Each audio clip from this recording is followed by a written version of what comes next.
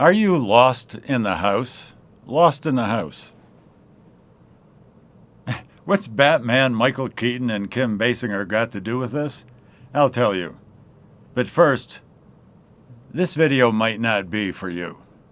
This is really just for millennials and Gen Zers who are still in the church.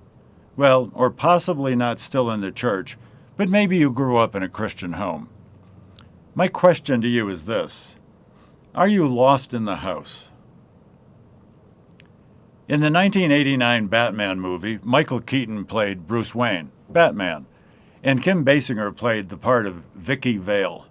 They were a great combo. And there's a classic scene in that where they're having dinner in a dining room in Bruce Wayne's mansion. They're sitting on opposite ends of a very long table, a table where you have to get up and walk to the other end just to pass the salt. At one point, early in the meal, Vicky asks Bruce if he likes having dinner in that room. Seemingly perplexed and looking slowly around the room, Bruce says, "You know, I don't think I've ever been in this room before." You see, that's what can happen in a massive house. You can get lost in the house.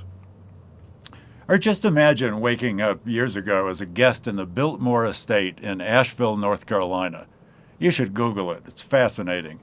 That massive Vanderbilt summer house was built with 250 rooms, 35 bedrooms, 43 bathrooms, and 65 fireplaces. And all of that was squeezed into a mere 135,000 square feet of living space. That's more than 12,000 square meters. In that house, you might never even find the dining room. Think about it. You could get lost in the house. But you see, the same thing could happen to you in some of today's churches, especially the mega churches. But I'm not saying you could get physically lost, but in some you could. I'm saying you could be spiritually lost. Luke 15 in the New Testament records Jesus answering some of his many religious critics. They didn't like him spending time with sinners. Jesus was criticized a lot for that. Those same critics would probably criticize a doctor for spending too much time with sick people. You see, Jesus was more likely to spend time with regular people that needed him, than he was to spend time with pompous, legalistic religious leaders. Jesus answered those critics with 3 stories, 3 parables. First, he told them about a shepherd leaving his flock to search for one lost sheep that had wandered off. Maybe you've sort of wandered off from your Christian roots.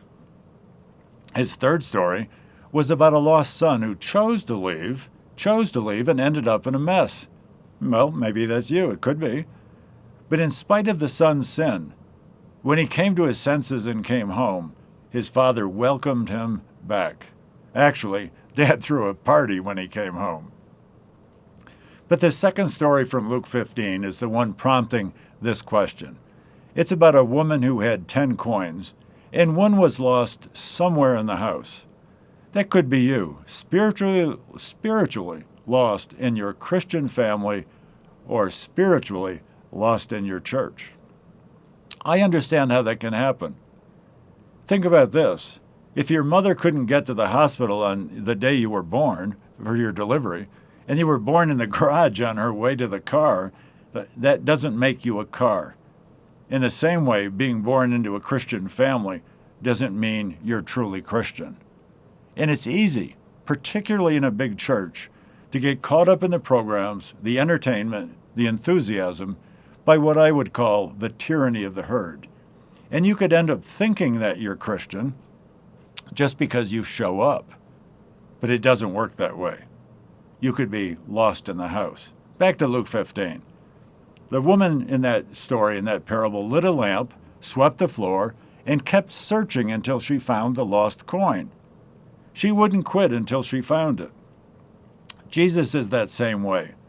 Jesus said that he came to seek and to save the lost. If you've wandered off, he's after you.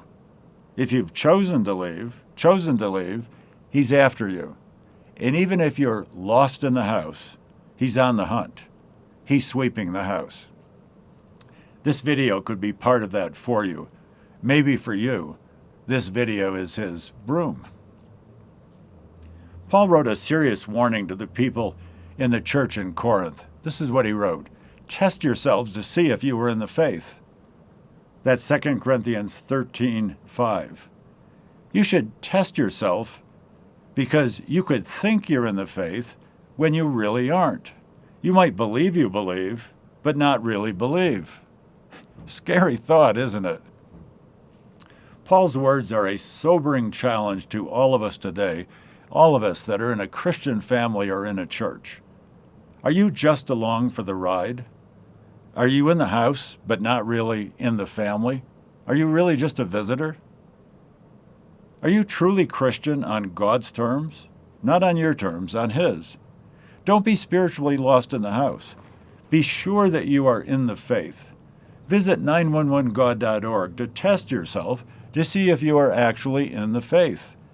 The video on 911 God might be part of His seeking you, and your way to be sure that you are really, really right with God. I'm John Morris, and this has been Just a Question.